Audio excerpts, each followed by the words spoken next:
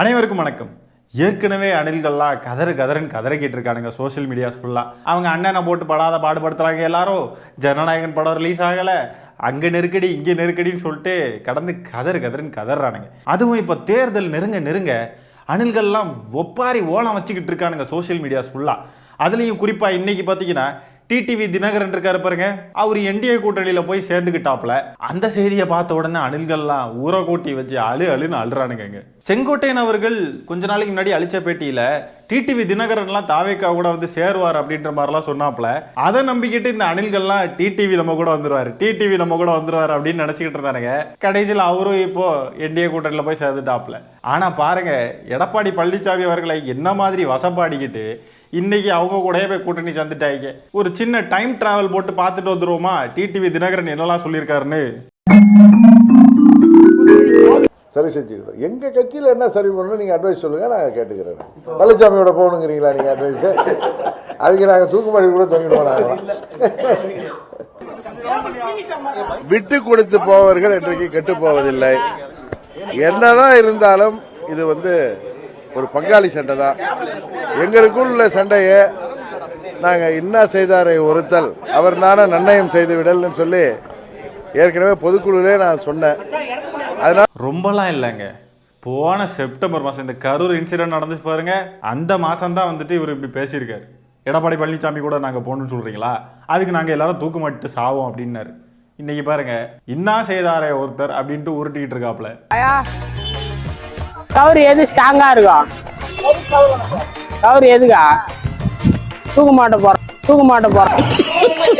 இது வெறும் பங்காளி சண்டையா?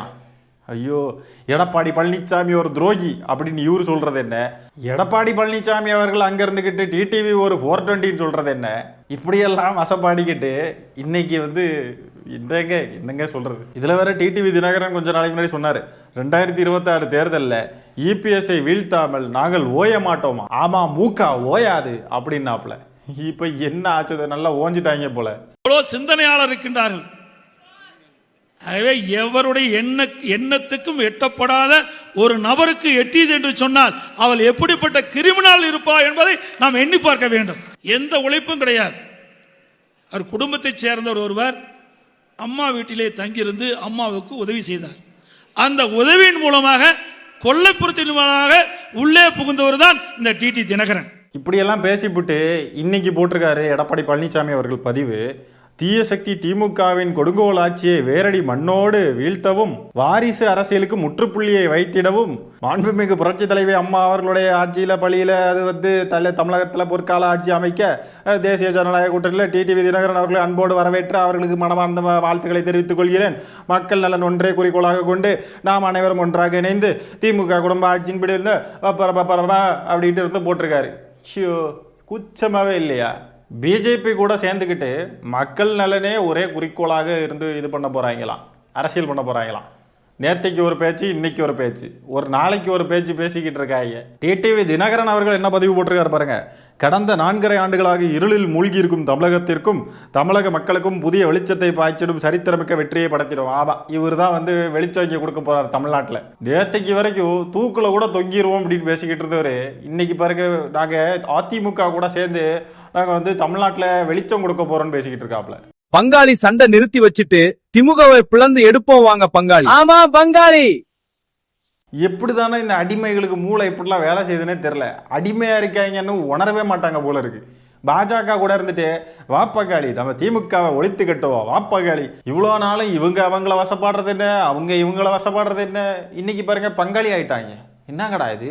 சரி, இதனால இந்த தாவேக்க தவிட்டு தற்கொலைகளுக்கு ஒரே மன வருத்தம் ஆகி போச்சு. இப்படியே இருங்கடா. என்டிஏ கூட்டணியில் பாஜக, அதிமுக, பாமக, அமமுக, ஓபிஎஸ் எல்லாரும் அங்கே இருக்காங்க. இங்கே ஒரு பக்கம் இந்தியா கூட்டணியில் திமுக, காங்கிரஸ், விசிக, கம்யூனிஸ்ட் இப்படின்னு இங்கே ஒரு பக்கம் கூட்டணி சேர்ந்துட்டாங்க. இப்படி 2 பெரிய கூட்டணிகள் இருந்துகிட்டு இருக்கு. இப்போ வரைக்கும் இந்த தாவேக்க தவிட்டு தற்கொலைகள் பனையூரில் பாயை விரிச்சு குத்த வச்சு உட்கார்ந்து கூட்டணி ஆட்சி வழங்கப்படும்னு கடையை போட்டு உட்கார்ந்துருக்கானுங்க தற்குறிகள். இன்னும் இவனுக்கு நம்பிக்கிட்டு இருக்கானுங்க நம்ம ஜெயிச்சிரும் அப்படின்லாம். முதல்ல உங்க கட்சிக்கு ஒரு நல்ல காரியம் செய்யணும்னா ஆதவர்ஜுனாவை கட்சி விட்டு நீக்கணும். என்னடா இது? அடுத்த கட்சிக்காரங்கெல்லாம் உங்க கட்சி எப்படி நடத்தணும், என்ன பண்ணணும்னு அட்வைஸ் பண்ண வேண்டிய நிலைமையில தாண்டா உங்க கட்சி இருக்கு தற்குறிகளா. அதுவும் அந்த எதிரிகள் யாரு இப்போ இங்க 2026 சட்டமன்ற தேர்தலில் களத்தில் இருக்கிறாங்களோ அவங்கள மட்டும் தான் எதிர்ப்போம். சும்மா களத்திலே இல்லாதவங்களையும், களத்துக்கும் அவங்களுக்கும் சம்பந்தமே இல்லாதவங்களையும் எதிர்க்கிற ஐடியாலாம் இல்ல பாஸ். இந்த ஸ்பீச்சை அணில் குஞ்சுகள்லாம் பார்த்து ஜாலியாக என்ஜாய் பண்ணிக்கிட்டு இருந்தானுங்க. ஆமாம், களத்தில் இல்லாதவங்கள நம்ம எதிர்க்க மாட்டோம், திமுகவை மட்டும் தான் நம்ம எதிர்ப்போம் அப்படின்னு வச்சுக்கிட்டு இருந்தானுங்க. இப்போ என்னன்னா டிடிவி தினகரன் அவர் தமிழ்நாட்டு அரசியலில் என்ன பங்கு வகிக்கிறார்? அவர் என்ன எதிர்கட்சியா ஆளுங்கட்சியா? ஐயோ சரி, அவர் என்ன பங்கு வகிக்கிறார்? அவர் என்டிஏ கூட்டணிக்கு போனதுக்கு இருந்து ஒப்பாரி வச்சுக்கிட்டு இருக்கானுங்க கிடந்து. இதில் வேற சில அணில்கள்லாம் அவனுங்களுக்குள்ளேயே வந்து கமெண்ட்லாம் போட்டுக்கிட்டு இருக்கானுங்க. இந்த டிடிவி தினகரன் முன்னாடியெல்லாம் இபிஎஸ் பயங்கரமாக வசப்பாடி இருக்காரு. இப்போ வெக்கமே இல்லாமல் யார் என்ன சொன்னாலும் பரவாயில்லைன்னு கொஞ்சம் கூட கூச்ச நாச்சம் இல்லாமல் போய் சேர்ந்துட்டாப்ல என்டிஏ கூட்டணியில். இப்போ கூட ஒன்றும் இல்லை ப்ரோ, இதே மாதிரி கொஞ்சம் அசிங்கம் பார்க்காம நம்ம ஏடிஎம்கே கூட அலைன்ஸுக்கு போயிட்டா ஏதோ தப்பிச்சிருவோம். இல்லைனா எலெக்ஷனுக்கு அப்புறம் கமல் நிலைமை என்னாச்சோ அதே தான் நமக்கு நடக்கும். அதனால தயவு செஞ்சு ஏடிஎம்கே கூட கூட்டணி வைங்கன்னு இருந்து அவனுங்களுக்குள்ளேயே பேசிக்கிறானுங்க. ஏடிஎம்கே கூட பிஜேபி இருக்கே, உங்கள் கொள்கை எதிரி, நீங்கள்லாம் எவ்வளோ கொள்கை பிடிப்புள்ளவர்கள், இப்படியெல்லாம் பேசலாமா? என்ன இது டிடிவி தினகரன் தான் கொஞ்சம் கூட கொச்ச நாச்சம் இல்லாமல் போய் சேர்றாருன்னா நீங்களுமா? உங்களுக்கு தான் மானம் ரோசம் வெக்கம் சூடு சுவர்ணம் எல்லாமே இருக்கே அணில்களே, நீங்க இப்படிலாம் பேசலாமா? இப்படிப்பட்ட மலுமட்டைகளா இருக்கானுங்கன்னு பாருங்களேன். இவங்க தலைவர் மாநாட்டிலே அறிவிச்சிட்டார், நம்ம கூட வர்றவங்களுக்கு நம்ம ஏதாவது செய்யணும் இல்லையா, அவங்க நம்ம கூட வராங்க இல்லையா, நம்மளை நம்பிட்டு வராங்க இல்லையா, அதனால அவங்களுக்கும் நம்ம ஆட்சியில் பங்கு கொடுக்கணும் இல்லையா அப்படின்னு ஒரு டிஸ்கவுண்ட் ஆஃபர் ஒன்று கொடுத்தாப்புல. இளவுகாத்த கிளிபயிரி இன்னைக்கு வரைக்கும் உட்காந்துருக்காங்க, அப்படியே கடையை போட்டு டேரா போட்டு உட்காந்துட்டாங்க. முதல்ல விசிகாவை கூப்பிட்டு பார்த்தாங்க, அவங்க வர்ற மாதிரியே தெரில. அப்புறம் காங்கிரஸ், அப்புறம் அதிமுக எல்லாரையும் கூப்பிட்டு பார்த்தாங்க, யாருமே வர்ற மாதிரி இல்லை. அதுக்கப்புறம் இவர் டிடிவி தினகரனை கூப்பிட்டு பார்த்தாங்க, எல்லாரையும் கூப்பிட்டு கெஞ்சி பார்த்துட்டாங்க, யாரும் வர முடியாது, நீங்க போங்கடாங்கிட்டு அப்படின்னு விரட்டி விட்டுட்டு அவங்க பாட்டுக்கு அவங்களுக்கு என்ன வேணுமோ அதை நோக்கி போயிட்டாங்க. விஜய் அவர்களும் அணில்களும் இளவுகாத்த கிளி மாரி இப்படியே உட்கார்ந்துருந்து பார்த்துக்கிட்டு இருக்காங்க. நமக்கு ஒரு வாய்ப்பு கிடைக்காதா, நம்ம கூட யாரும் வந்து சேர மாட்டாங்களான்ட்டு. கூட்டணி கணக்குகளில் இந்த லட்சணத்தில் இவங்க இருக்க, அரசியல்லையும் பார்த்தீங்கன்னா ஒரு மண்ணு இல்லை. திருப்பரங்குன்றம் விவகாரத்தில் வாயை திறக்கலை. பொங்கல் வந்துச்சு, பொங்கல் செலிப்ரேஷனுக்கு லீவு கேட்டுட்டு வந்தாப்புல சிபிஐ ஆஃபீஸில் இருந்து, எனக்கு லீவு வேணுங்கய்யா பொங்கலுங்கய்யா அப்படின்ட்டு. பொங்கல் செலிப்ரேட் பண்ணுற மாதிரி ஒரு புகைப்படம் கூட வரல. தமிழர்களுடைய பண்டிகை, தமிழர் பண்டிகைக்கே வந்து ஒரு புகைப்படம் கூட வரல. அரசியல்னு வந்துட்டா இதெல்லாம் செஞ்சு தான் ஆகணும், நாங்கள் வந்து ஃபார்மாலிட்டிக்காக பண்ணுற அரசியலை நாங்கள் பண்ண மாட்டோம் அப்படின்றாப்புல. இதை கூட பண்ண மாட்டீங்கன்னா இப்போ என்ன? தேர்தலில் போட்டி போடுறதுக்கு நிறைய ஃபார்மாலிட்டி இருக்கும்ல, அந்த ஃபார்மாலிட்டி எல்லாம் உங்களுக்கு வேண்டாமா? அப்போ எலெக்ஷனில் போய் நின்று போட்டி போடாமல் ஆன்லைன்லேயே எலெக்ஷன் நடத்துருவீங்களோ? கிறிஸ்மஸ் பண்டிகைக்கு சமத்துவ கிறிஸ்மஸ் விழா அப்படின்னு நடத்துறாப்புல, தீபாவளிக்கு வாழ்த்து சொல்றாப்புல, ரம்ஜானுக்கு நோன்பு திறக்கிறதுக்கு ட்ரிப்ளிகேனுக்கு போறாப்புல, மசூதிக்கு எல்லாம் பண்றாப்புல. தமிழர்களுடைய பண்டிகைக்கு ஒரு புகைப்படம் கூட இல்லை. விஷ் பண்றாப்புல, அதுவும் 4 வார்த்தையை போட்டு பொங்கல் நல்வாழ்த்துகள் அப்படின்ட்டு ஓடி விட்டாப்புல. இப்போ ஆளுநர் விஷயத்துலேயும் வாயை திறக்கவே இல்லை. தமிழ்நாட்டிற்கு ஆளுநர் வேண்டான்றது தான் எங்களுடைய நிலைப்பாடுன்னு சொல்லிட்டு முதல் மாநாட்டில் அறிவிச்சாங்க. அதே ஆளுநர்கிட்ட போயிட்டு இந்த அண்ணா யூனிவர்சிட்டி விவகாரம் நடந்தப்போ ஆளுநர்கிட்ட போய் நின்றுட்டு இருந்தாங்க, இந்த மாதிரி இது வந்து நடவடிக்கை எடுக்கணும் அப்படி இப்படின்ட்டு. ஆளுநர் வேண்டான்றது தான் எங்களுடைய நிலைப்பாடுனா, ஆளுநர் செய்யக்கூடிய இந்த சங்கித்தனங்களுக்கு ஒரு வார்த்தை கூட வாயை திறந்து பேசலை. அது போக சிபிஐ விசாரணை நடக்குது, ஜனநாயகன் படத்துக்கு இவ்வளோ பிரச்சனை, பாஜக வந்து இவரை போட்டு நசுக்குறாங்க, அதை பற்றி ஒரு வார்த்தை கூட பேசலை. இப்படி அரசியல் ரீதியாகவும் ஆக்டிவா இல்லை, கூட்டணிக்கும் எதுவும் செய்கிற மாதிரி தெரில. வெயிலோ மழையோ எரும மாடு போய் நின்று அதுக்கு சொரணே இல்லாமல் நிற்கிற மாதிரி அப்படியே நின்றுட்டு இருக்காங்க, சூடு சொரணை இல்லாமல். என்னத்துக்கு தான் அரசியலுக்கு வந்தாங்கன்றது இன்னைக்கு வரைக்கும் புரிய மாட்டேங்குதுங்க. இதில் தமிழ்நாட்டில் நாங்கள் ஆட்சியை பிடிச்சிரும், எங்ககிட்ட ஆட்சியை கொடுங்க அப்படின்னு வச்சுட்டு இருக்காங்க. இப்படி மட்டமாக செயல்பட்டுக்கிட்டு இருந்தா ஆட்சி இல்லை, கடையில் போய் ஆட்சி மசாலா பாக்கெட்டு கூட வாங்க முடியாது. சரி, இந்த அணில்கள் கதறக்கூடிய கதறல்களை எல்லாம் பார்ப்போம் வாங்க. நாட்டை வந்து இந்த மக்களை வந்து யாராலையும் காப்பாற்ற முடியாதுங்க, அவ்வளவுதான். இன்னும் ஒரு 50 வருஷம் பின்னாடி பேக்வர்டு போயிடும். இப்போ வந்து ரொம்ப ரொம்ப ஒரு மோசமான கோரமான சக்தி அது வந்து திமுகவும் இது அந்த பிஜேபியும் பாத்தீங்கன்னா அது வந்து ரொம்ப ஒரு பேக் எண்ட்ல ஒரு வேலை ஒண்ணு செஞ்சுட்டு இருக்காங்க பாத்தீங்களா. பிஜேபி பேக் எண்ட்ல தான் வேலை பார்க்கறாங்க. அவங்கள ரொம்ப டைரக்டா அடிக்க கூடாது, அவங்கள பத்தி அடிச்சா நம்மளை போட்டு மிதிச்சிருவாங்க. அதனால அவங்கள பிஜேபியை பற்றிலாம் ரொம்ப பேசக்கூடாது. இன்னும் நல்ல மெல்லமாக தடவை கொடுங்க பிஜேபிக்கு. இவங்க அண்ணனுக்கு ஆட்சி கிடைக்கலன்னா தமிழ்நாடு ஒரு 50 வருஷம் பின்னாடியே போயிடும் அப்படின்றானுங்க. அவனுக்கு தெரிஞ்சு போச்சு எதுவும் நடக்காது போல, கூட்டணிக்கெல்லாம் யாரும் வர மாதிரி தெரில, நம்ம அண்ணன் கடையை போட்டுட்டு உட்காந்துட்டு இருக்காரு, வாய்ப்பில்லை, கொஞ்சம் கஷ்டம்தான் அப்படின்னு அவனுங்க ஏதோ ஒரு கணக்குக்கு வந்துட்டானுங்க. அதனால தான் இப்படியெல்லாம் ஒப்பாரி வச்சுக்கிட்டு இருக்கானுங்க. இவங்க அண்ணன் ஆட்சிக்கு வந்தாதான் தமிழ்நாடு ஒரு 150 வருஷம் பின்னாடி போயிடும். அப்படிப்பட்ட தற்குறி வாயை திறந்து பேசுறதுக்கு கூட தைரியம் இல்லாத ஒரு மட்டமான கோழை. 1ஆம் நம்பர் தொடநடுங்கி இவர்கிட்ட தமிழ்நாட்டை ஒப்படைக்கணுமா? இவர் அப்படியே தமிழ்நாட்டை ஒரு 50 வருஷம் முன்னாடி எடுத்துட்டு போயிடுவாராம். இவர் ஆட்சிக்கு வரலன்னா தமிழ்நாடு பின்னோக்கி போயிருமா? பைத்தியக்காரனுங்க. முதல்ல இந்த ஜனநாயகன் படத்தை வெளியே வர வைக்கிறதுக்கு ஏதாவது பண்ணுங்கடா. அதுக்கப்புறம் ஆட்சி கிட்சி எல்லாம் பத்தி பேசலாம். தன்னுடைய துறை சார்ந்த விஷயத்துல ஒரு பிரச்சனைன்றதுக்கே ஒரு ஆணியை கூட பிடுங்க முடியல. கடைசி ஃபேர்வெல்லாம் பெரிய நடிகர்கள் யாரும் வாழ்த்தும் சொல்லலை, யாரும் வரவும் இல்லை, யாரும் ஒன்றுமே பண்ணலை. இவருக்கு பிரச்சனைன்னு யாருமே வந்து குரல் கொடுக்கல. சீரியல் நடிகர்களில் ஒரு 4-5 பேரை தவிர. சினிமா துறையிலே இந்த லட்சணத்தில் இருந்துக்கிட்டு அரசியலில் நாங்கள் ஆட்சியை பிடிப்போம்னு வச்சு கனவு கண்டுகிட்டு இருக்கானுங்க தற்குறிகள். இவ்வளோ அடி வாங்கிட்டு அவர் அமைதியா இருக்காருல்ல, அதுதான் ரெசிஸ்டன்ஸ். சோத்திரையும் அடி வாங்கியாச்சு, சேத்திரையும் அடி வாங்கியாச்சு. அந்த ரெசிஸ்டன்ஸை நீங்க காட்டணும், அதை நீங்க வெளிப்படுத்தணும்னா அதுக்கு ரொம்ப பவர் வேணும், மனோதிடம், ரொம்ப பெரிய மனோதிடம் வேணும் அந்த ரெசிஸ்டன்ஸ் காட்டுறது.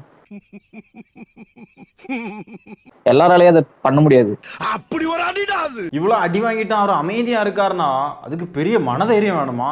அதுதான் பயங்கரமான ரெசிஸ்டன்ஸா. இதுக்கெல்லாம் பெரிய மனதைரியம் வேணும். இவன் என்ன பேசுறானுங்க எனக்கு புரியல.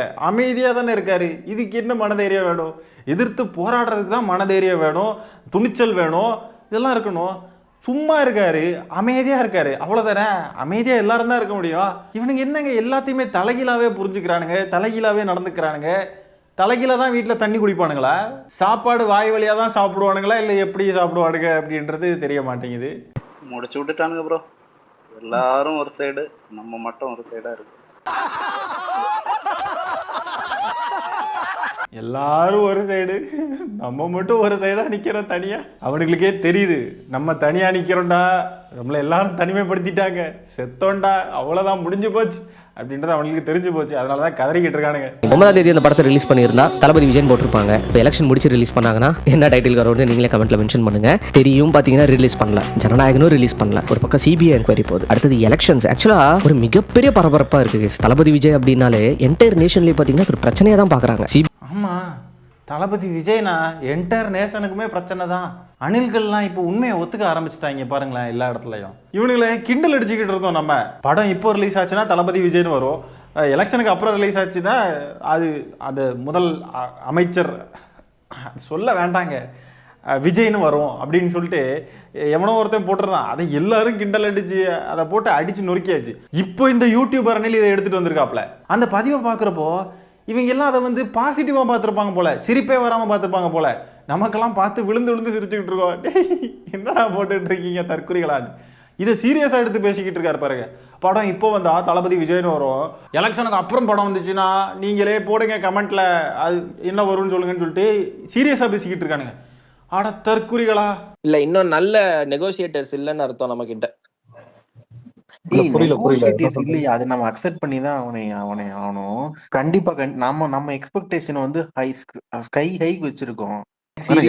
ஒரு தொகுதி கூட ஜெயிக்கலினாலும் பரவாயில்ல, விஜய் நம்பி ஒரு 20% மக்கள் ஓட்டு போடுறாங்க, இல்ல 25 இல்ல 5, அது என்னன்னு தெரிஞ்சுக்கலாம் ஃபர்ஸ்ட். நம்ம ஸ்ட்ரென்த் என்ன, அதுதான் ஏன்னா நம்ம ஸ்ட்ரென்த்தை தெரிஞ்சுக்கிட்டாதான் நமக்கு ஒரு கான்பிடன்ஸ் வரும். எடுத்தோடனே கூட்டணிக்கு போனா நமக்கு அது என்ன தெரியும். இனிமேல் கூட்டணிக்கு வாய்ப்பே இல்ல ப்ரோ, தெரிஞ்சிருச்சு, அது தெரிஞ்சிருச்சு. இனிமேல் கூட்டணிக்கு வாய்ப்பே இல்ல.